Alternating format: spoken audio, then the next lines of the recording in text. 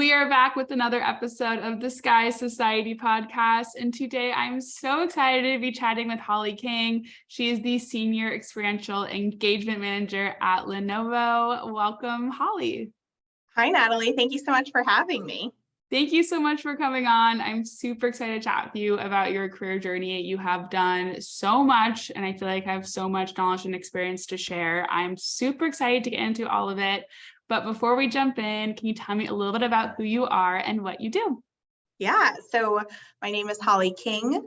I was born and raised in Raleigh, North Carolina, so I still live here. I love it here. And I started at UNC Chapel Hill, right down the road from Raleigh, which was amazing. And I spent a little time in DC and then in Boston exploring some new career opportunities. And at Lenovo, I am, like you said, the Senior Experiential Engagement Manager. That is a mouthful. Give me a little tongue twister there. I know. And what that really means is I run basically 3 teams. I run our North America events department. I run our executive briefing center, which is in our headquarters in Morrisville, North Carolina. That's where we bring customers and partners to see the latest and greatest technology that Lenovo offers. And I also run our North America sponsorships program, where we develop great partnerships and relationships with sports teams and lifestyle organizations and all of that great stuff. And I have a fantastic team that supports me in all those efforts. How do you manage all of that? That seems like so much. Yeah, I mean, it really goes back to the team, right? You know, you try and surround yourself with people who are amazing at all these various things so that they can take on big pieces and help you build the strategy and tactics. So I'm really, really lucky in that my team does all of the day-to-day groundwork and helps me to deliver on this vision for Lenovo. That's amazing. Yeah, I think that building a really powerful team, I mean, it goes both ways. I feel like when you're young, starting your career, finding really awesome managers that you work with, and now where you are is finding really awesome people to work on your team. I feel like the people aspect is definitely the secret sauce there that kind of makes everything work smoothly. Yeah, you're 100% right. So let's jump into your crazy, crazy journey of a career. So I want to talk a little bit about your time at Ivory Worldwide. So you spent the bulk of your marketing career there, and it was a marketing agency based out of the UK. Were you in the UK for this? I was not. I was in Boston, actually. Okay. So I was helping to build up their US-based office. We had a lot of US clientele, and their headquarters is in London in the UK. And I was helping to really establish kind of a US staff presence in the US for our North America clientele. Okay, well, that's an insane project to take on. And so I know you started there as a project manager and you were eventually promoted to a producer. So maybe tell me first of like how this opportunity even started. Like, how did you even get into that? Yeah, so when I was in college, I really wanted to study abroad. I was like, I got to get out of here. I've been in North Carolina my whole life. I'm ready to see the world. And I didn't want to miss any school. I had, we didn't call it FOMO, but that's what I had. So I decided one summer I was just going to up and move and get a job. So I found a job in London with Ivory Worldwide, which at the time was teeny tiny. And I spent the summer really learning kind of their business and getting to experience London. That was amazing. And then I went back to school, but I stayed in touch because it was so fun and I learned so much. And I knew that if I wanted to grow my career, I needed to stay in touch with the people who were getting me on the road to what that might look like. So I kept in touch with them. I graduated from UNC. I actually worked at a global PR agency in Washington, DC, and I worked on some events in that role. And it was what I loved the most out of my whole role in PR. So Ivory called me up. They said, hey, we have some US clients. We'd really love to set up a US-based office. Would you be interested in going on this adventure with us? And I was like, call me down. I am ready. Let's go. Oh my gosh. Did you even know how you were going to do that? Or you were just like, I will figure it Not a out? clue. Luckily, I knew that the team was super experienced and they knew how they were going to help me do that. And I had some other folks in the US who were going to come together and we were going to join and make sure that it got off the ground all right. So I moved to Boston, which is where we set up our first office.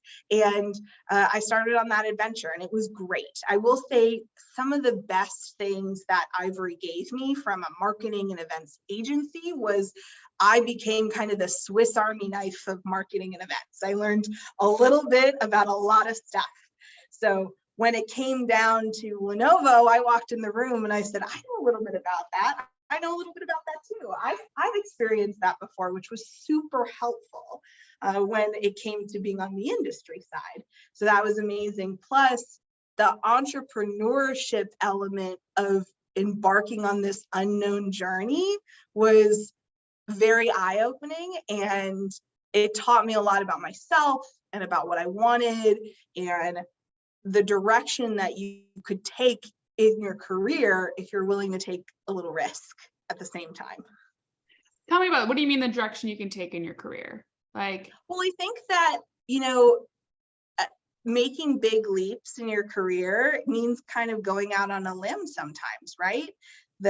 Some of the greatest rewards in your career might be talking to that person who you don't necessarily think you have any right to talk to, or tackling that project that doesn't feel comfortable, that this is a little out of your wheelhouse. And those are some of the biggest stepping stones in your career. So for me, reaching this point with Ivory where I moved to Boston and we started really establishing that US office and then watching it grow, those were things that were a stretch for me, but it definitely led me to the role that I have now at Lenovo. And without it, I don't know what my career path might have looked like. wow. Okay. So those leaps of faith you're essentially saying are got you to a place now where maybe you didn't exactly know existed or where you were going to end up, but it took kind of just believing in those big leaps and taking those risks. Yeah, that's exactly right. And one thing I kind of want to go back to is you mentioned that you had gotten this summer internship abroad, which I did the internship abroad too, and I loved it.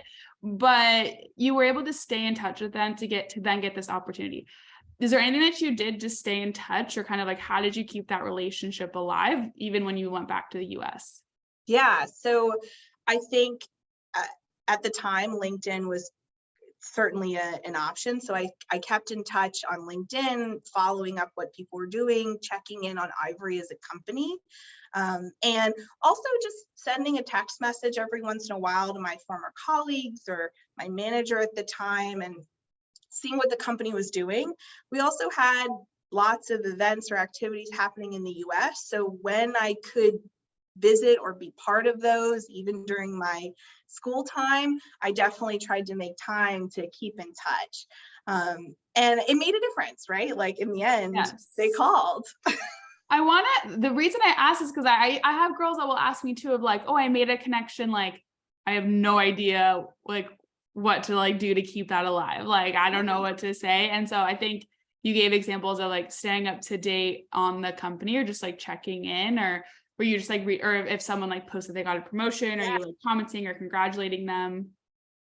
Yeah, Yeah. exactly. So if I would see that Ivory did this amazing event, for a client, and they shared pictures, or I saw it on social media, I made sure to send a note to a colleague who still worked there or my old manager and say, hey, like, I saw this and this was amazing.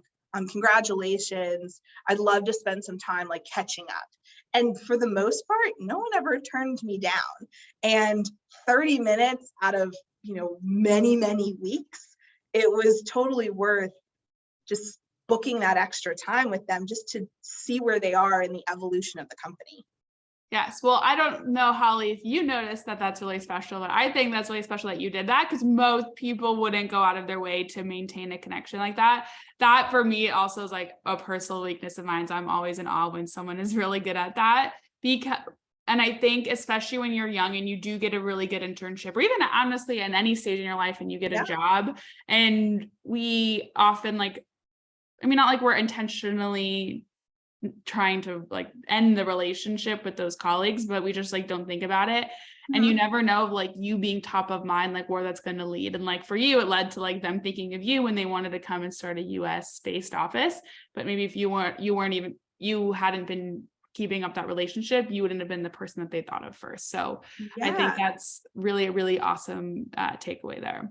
Thank you. Yeah. I mean, anybody who tells you that networking isn't work is lying to themselves, right? It's work. Just like it's work to stay in touch with family members or friends, staying in touch with people in your industry or across your career, that's work. And you have to put time into it in order to maintain those relationships and keep those pathways open for the future.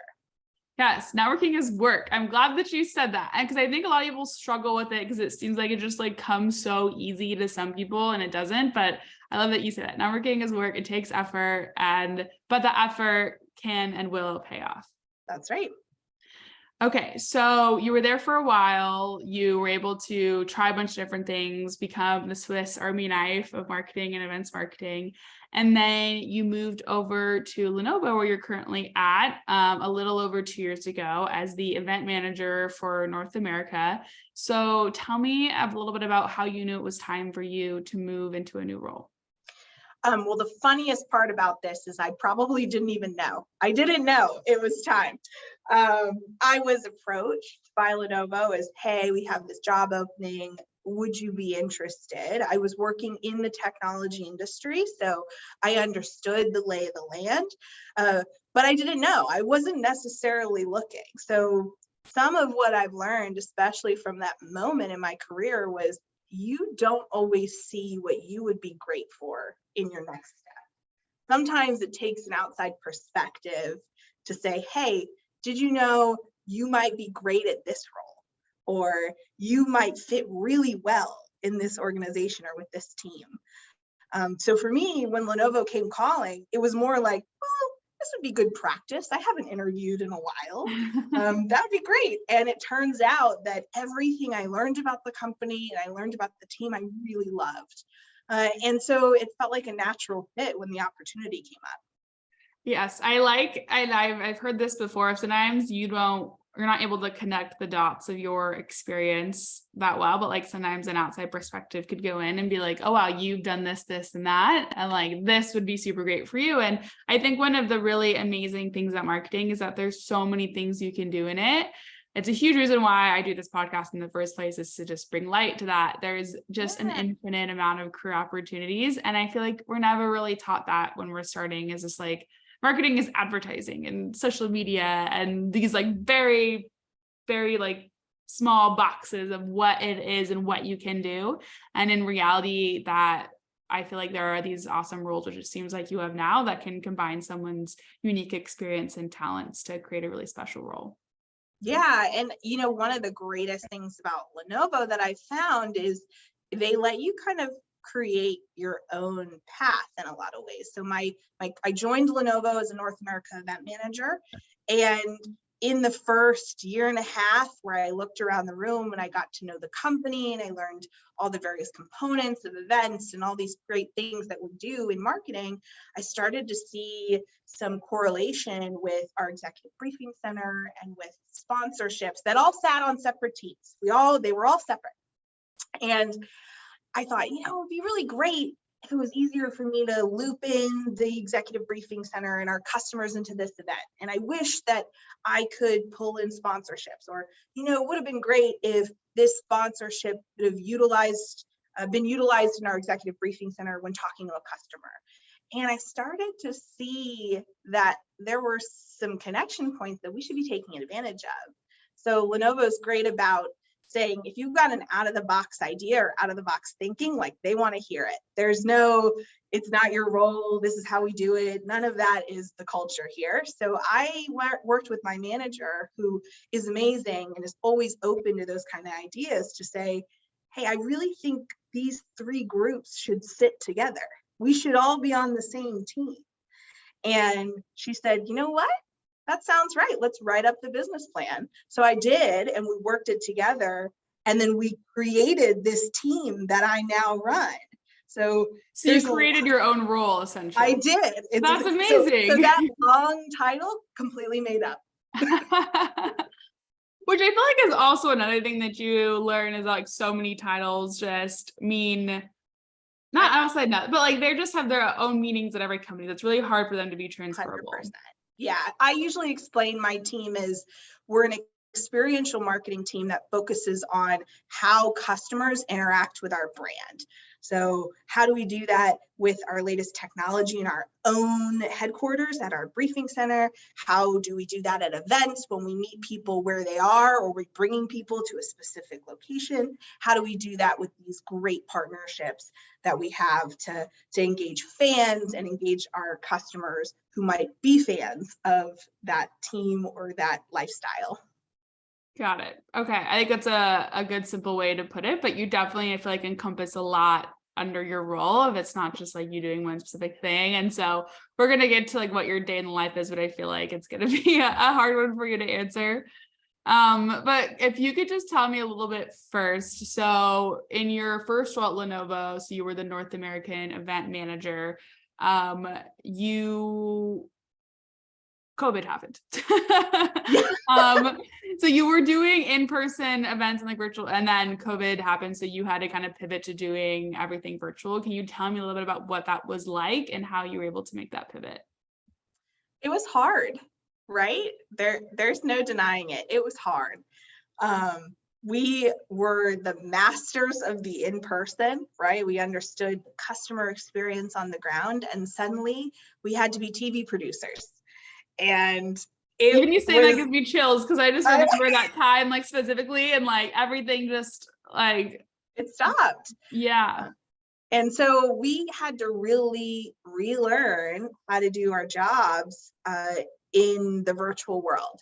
And we had done, webinars here and there, but not to the scale that we now needed to engage with our customers. So it was really interesting to essentially pick up an entirely new skill set for how to design virtual events that captivated the audience, that kept them engaged, that communicated what we needed to tell them in a way that was succinct and smart and compelling, and gave the great sense of connection that we were used to having in person that we now couldn't have. So it was definitely a challenge, and one that in some ways I'm grateful we were able to add to our tool chest of skills, but certainly was something entirely different than we had been prepared to do before.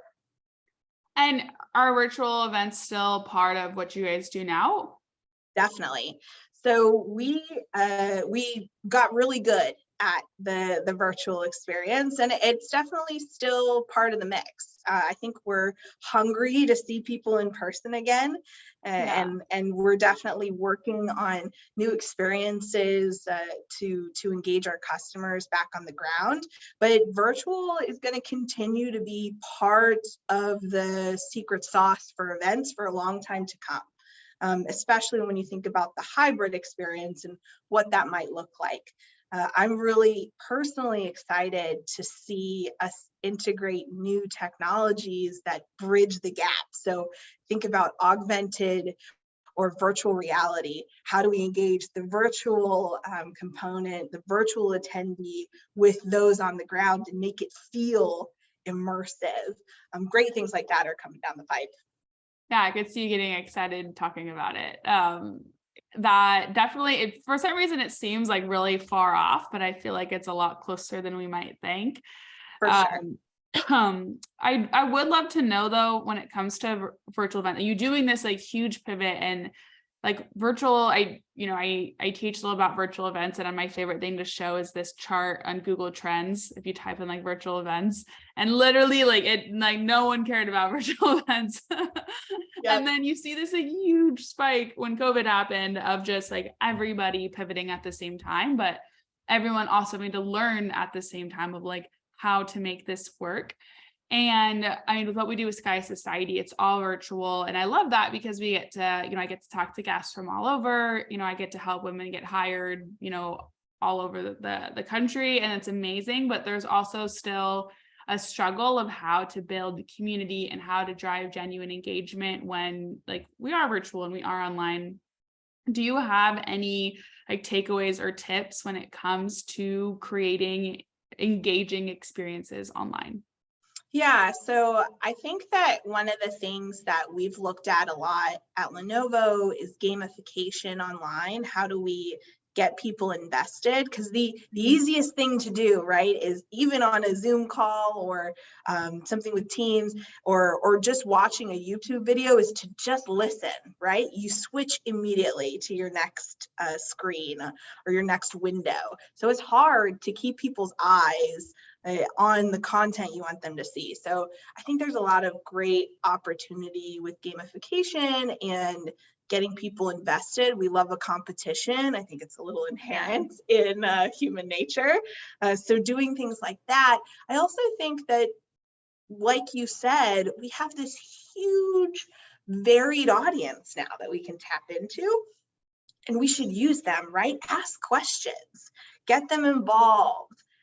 Ask for their input, curate your chat so you've got an MC that kind of runs your chat window or runs things to get people talking back and forth, because there's a lot of insight and input in those spaces that maybe you wouldn't get even if you were in person. So lots of great strategies that if you put a little effort and a little thought into how can I tap into people wanting to talk to each other, wanting to stay engaged, to make those virtual experiences feel really unique and special. Yes, I love the gamification part too. And I think when like everything became virtual, I was like, I swear Googling like icebreakers for like the worst results come up. And I feel like it's like sparked innovation to where there's a lot better things now. Zoom even now has apps. I haven't tried it yet, but I just got, I don't know if you know, Zoom has a heads up app, like the charades game. I love that game. Have you played it on Zoom yet? I haven't, but that sounds great. Yeah, I need to. I haven't tried it yet. I just downloaded it, but I just discovered that Zoom has an app store. So I was like, okay, I need to like go in and figure this out because I feel like it can make like online meetings a lot more fun to facilitate icebreakers, because that's like my number one goal too, is how like that engagement piece that you mentioned, like getting people to talk in the chat and all of those things is like turning a someone that's like joining in online to like just passively watching into actively engaging is always a challenge. But when you do that, I feel like it makes these events and these experiences so much more fun. So there's also a little like science in there too, because our brains are curated to essentially pay attention for about like 8 to 10 minutes or something. And so the more things you can switch up, different speakers or different content on the screen, doing different things every 8 minutes or so, the more likely people are going to switch back or re-pay attention to what's on the screen in front of them. That's good to know. And I feel like it's even less now with like TikTok. Our attention spans are getting shorter and shorter. But like it's not 8 minutes, actually 8 seconds. And then we're on to the next. Yeah, it's crazy. I feel like even in the podcast space, I mean, podcasts are still super big, but I feel like or YouTube is super big, but now everyone is just wanting everything so quickly in these like short form content spaces. Yeah, no, I think you're 100% right. You got to find those snippets of value for everybody. Yes. Everyone wants to cut to the good part. Yep. All right. So I know it's going to be really, really hard to tackle, but I think your title is super interesting, of experiential engagement. So can you tell me, maybe not a day in the life, but maybe like a week in the life of what your role entails? Yeah. So like I said, it's really 3 different kind of groups. The Executive Briefing Center. So during the week, I have a team that runs great briefings and puts together agendas and speakers and experiences for our customers that come to visit us in Morrisville. And during the week, I might be stopping down to talk to customers and get a gauge on who's in the space. I might be working through who's the right speaker, or who do we not have on the docket that we should be bringing in to talk about X, Y, and Z. I might be thinking through the experience, the physical, logistical experience of that space, from, I call it touchdown to takeoff. So what's it look like when the customer comes through the door? How are they feeling? What kind of experience are we curating from the moment they step onto our campus to the moment we send them home at the end of the day? So any number of those things, and working with the team to really create these experiences that satisfy the customer and also justify their visit, right? Travel is not a small thing anymore. No. So we need to make it worth their time to come and visit us on campus. So that means also thinking about the latest and greatest product that we need to display. So getting everything on campus and making sure that we have it to share so people can hold and touch and play with it. So what you do is super niche and specific, and like is not a role that's going to be at every company can like dedicate to having a full person on. And so I'm really interested when you say like you're really thinking about the experience of someone coming onto campus. What are some of the questions that you're asking yourself, or kind of what is your thought process when you're trying to like figure out and kind of go through like what is their experience and how can we make this the best experience? Yeah, so I've asked a lot of our team, and this goes for the executive briefing center to events and even to sponsorships, especially when we think about hospitality, to ticketed events or other things, is what does the customer want to take out of this? So when it comes to a briefing, we might do a pre-arrival intake, right? We want to make sure that what we're talking about is not wasting your time, that we're really going to answer all the questions that need to be answered. And then thinking about what's the actual experience for them in the space. So we strive to make everything, as white glove as possible, right? We have the right coffee ready for you. We have your logos on the screen. We know who's arriving so we can greet you by name. All of these special touch points that make your customer, your attendee feel taken care of and recognized and valued. So those are all things that we're thinking about as we consider the journey of our customer as they engage with Lenovo from an experiential standpoint. And that might mean like the notes ahead of time to confirm them come personally from their sales representative or an executive. That might mean the giveaways we give them are thoughtful and have their branding on them, or tie back to something that they're going to talk about in their meeting so that it feels connected, and that when they think about it afterwards, they say, oh yeah, I remember we talked about this, and my little takeaway reminds me of that conversation and that experience. So it's really thinking about the full journey and making sure that you're top of mind and what you want them to take away is involved in every element. I feel like you are like a silent superhero of like people are going to these events and they're like, yes, I had such a great time. And little do they know that Holly was behind the scenes, like expertly curating everything. Cause I feel like it's so easy and I'm sure your attendees are super grateful and everything. And when they go, but they likely don't know that maybe they don't even know like someone like you exists behind the scenes, and that like this experience that they went through that was so amazing, that this was like very thoughtfully curated. It didn't just happen and like just like wasn't just thrown together. There was a lot of intention behind that. You're so right. I feel like sometimes I'm not going to call them event managers, but I'm going to say experience managers, because there's lots of different types of activities that call for that skill set or for that role. It's it's the silent superhero. That's a great way to put it, because there is so much work that goes into thinking about what's it going to be like, and everybody else just runs through and experiences it, right? Like you don't really think about what it takes for you to go on vacation, but your hotel does, and your flight does, and all of these great things that go into you leaving with a positive perception of that experience. Yeah, so you said you're going to go to Disney World for New Year's, and Disney World's going to be magical. Perfect example. And there's definitely a whole team that's making sure that when you leave, you thought it was magical. That's exactly right. That's their whole job, is how can we leave? How can we have all of our guests leaving thinking, man, that was the most magical place on earth? Mm-hmm. such a cool job. It's so fun hearing about it. Can you tell me a little bit more about maybe some of the trends that you're seeing right now in event and experiential marketing? Yeah, so like I said, I definitely see a lot of technological innovation coming down the pipe, especially with AR and VR. I think hybrid's not going to go away. I think hybrid might mean a lot of different things. So it might mean two wholly separate events that are connected via messaging or theming, but the virtual experience is very different from the in-person experience.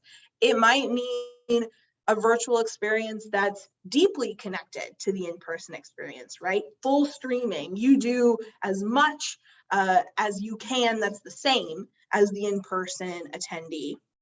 So I think we're going to see people playing a lot with what hybrid means and how you can implement it across all different types of events. I also think as we get back to in-person, you're going to see a lot of smaller, more intimate events as opposed to bigger one-shot, big bang events. And that has to do a lot with the ability for us to connect one-on-one so frequently in these Teams and Zoom and all these great one-on-one formats. We still want that, but now we want it in person. So you might see a lot, more small events, but a lot of them versus one big event where you have to do 20 minutes with 30 different people. Yeah. I feel like everything going virtual was kind of like, it was almost like, let me think of a good way to say it. I remember the company I was working at when COVID hit, if you wanted to work home on a Friday, like, oh my gosh, like what? Like that was insane. And then COVID hit, and now it's the norm is to everyone's working home all the time. But it's almost like when I'm trying to think of an example, like when you're a kid and like all you want to do is eat junk food. And like, your parents were like, no. And then like you become an adult and you realize like, oh my gosh, like I can eat all of the candy. For me, it's like Almond Joy is all that I want. And then you go and you eat a bunch and you're like, okay, now my stomach hurts and I don't want it anymore. And I feel like it's like that with virtual experiences of like, at first it was like, we're so happy. This is so much easier.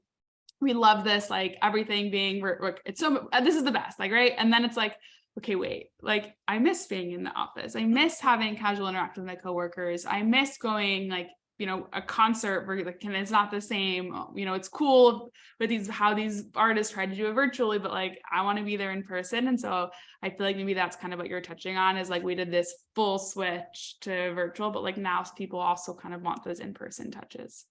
Yeah, absolutely. There's value in both formats, right? Yeah. There's great reasons for virtual and they still have value, but we definitely can never replace what face-to-face interaction and being together really feels like. So those have a place in the marketing mix and the event mix too. Yeah, it'll be really interesting to see. I feel like I'm excited to see how we'll go back to this like nice even medium of like, there'll still be awesome things to do virtually, but that we're kind of going back to pre-COVID of having more in-person stuff. Like even in Austin, I moved to Austin mid-COVID and everyone kept telling me like, it's not the same. And I didn't really understand what that meant until now, like there's so many more fun, like in-person events and things to do. And like, we're kind of progressing back to norm a bit now, which is exciting. Yeah, no, absolutely. Great value in both. And I'm excited to see how they kind of come together in one world. Yes, definitely.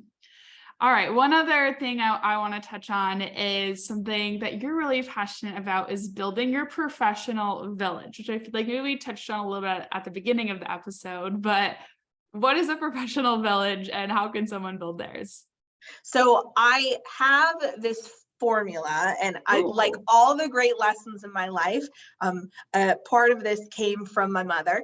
So, so I have this formula for, I think the three kind of key people you need to find for building your career.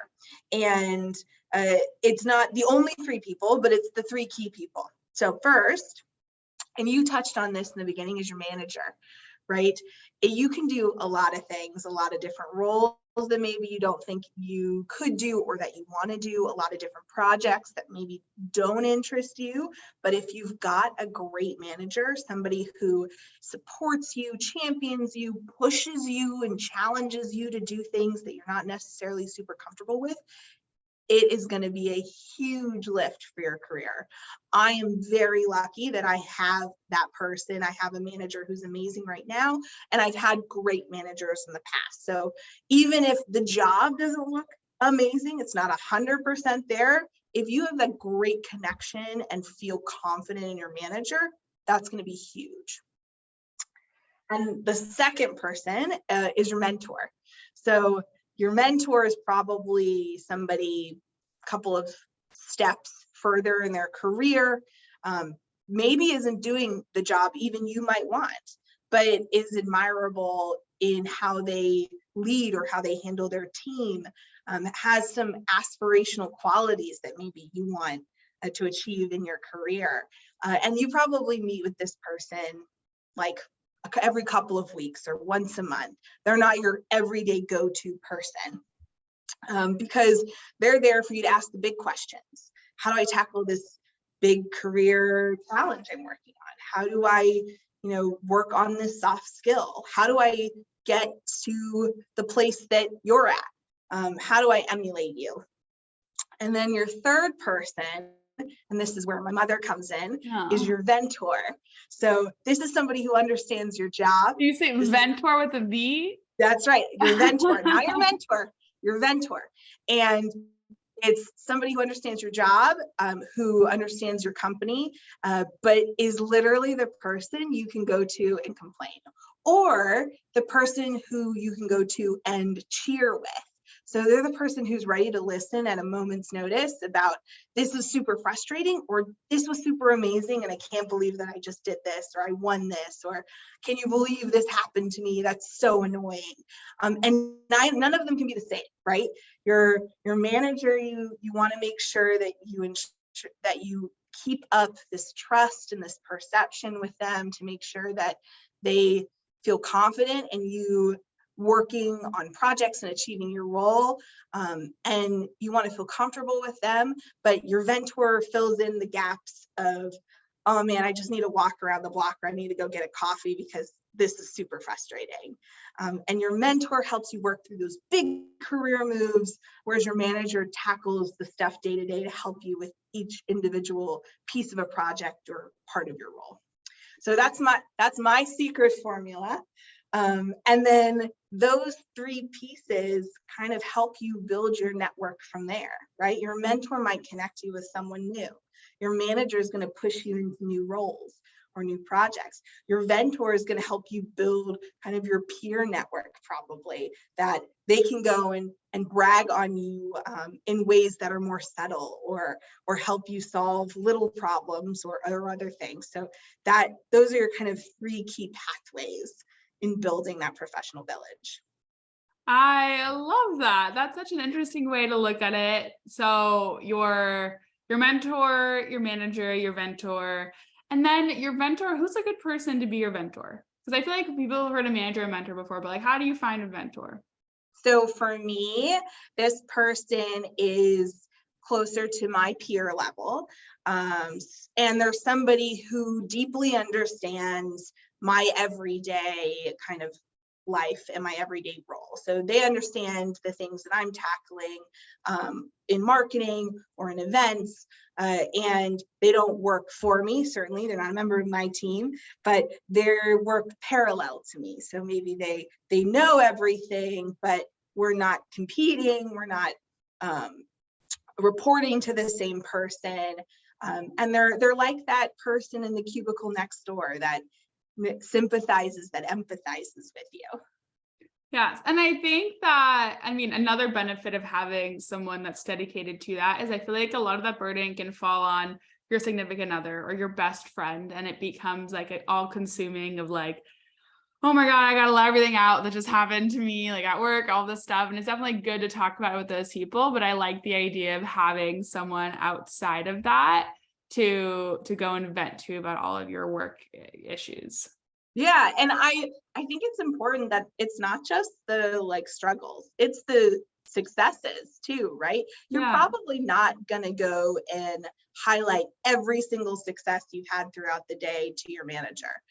You maybe save up the big ones, or for your mentor, you might highlight the one or two big things you've done in the last quarter or the last couple of months. But that mentor is there as your, silent cheerleader saying, awesome, amazing. You can send them that quick IM to say, hey, I just managed to get this approved, or I did this right, or this person said I did a great job. And they're there to listen to those wins as much as they're to listen to the woes. Yeah, that's also really good. And I think that even it's also, I think, easier to talk about the bad things. And sometimes it's hard for us to even want to like celebrate ourselves and talk about all the little good wins that we had. But I think almost having that person as like your accountability buddy of like, okay, we're each going to share the good things and we're each going to share the bad things. I think that's really special. Yeah, and that person's great for those wins to share them in small ways with your peer group too, or with their managers, right? You want to make sure you're Yeah. perpetuating the good stuff amongst your peers, because they may subtly support you in ways that you don't even realize or know. So they may throw out a great compliment or a great reassurance to other members of the broader team, because they've heard about all the little wins that you might not share with some of your other managers or mentors. Yes, professional village in the background, making things run. I love it. I love it. I love it. Amazing. Okay, Holly, my last question for you is I know honestly you've shared a lot of advice. I maybe you just want to repeat one of the things that you said, but any last piece of advice for women in marketing who maybe wants to be where you are now in your career? Yeah, so I think that don't be afraid to take risks, and don't be afraid to talk to the person or ask for time first from somebody that you maybe don't necessarily feel should say yes to you, right? We have this perception that hierarchy in these matrixed organizations, big corporations, that we're not allowed to go talk to the VP. But you were 100% allowed. And what's the worst that can happen is they don't have time. Oh, well, we move on. But 9 times out of 10, especially at Lenovo, I've found that they're always willing to spend that 30 minutes with me just to talk and make a connection. So I would just tell young women, especially as they start on their journey for marketing, is don't be afraid to ask for the time with people who might seem out of reach. Because I think women in general want to help each other, and we're willing to take the time to give that advice and spend time with each other to help our career goals. Amazing. Wow, Holly. Well, we covered so much in this podcast episode. I think you went through and gave so much actionable advice. So I absolutely appreciate you taking the time to share your journey and to share your wisdom. It was so much fun chatting with you. So yeah, thank you. Thank you so much, Natalie. This was great. I really enjoyed speaking with you.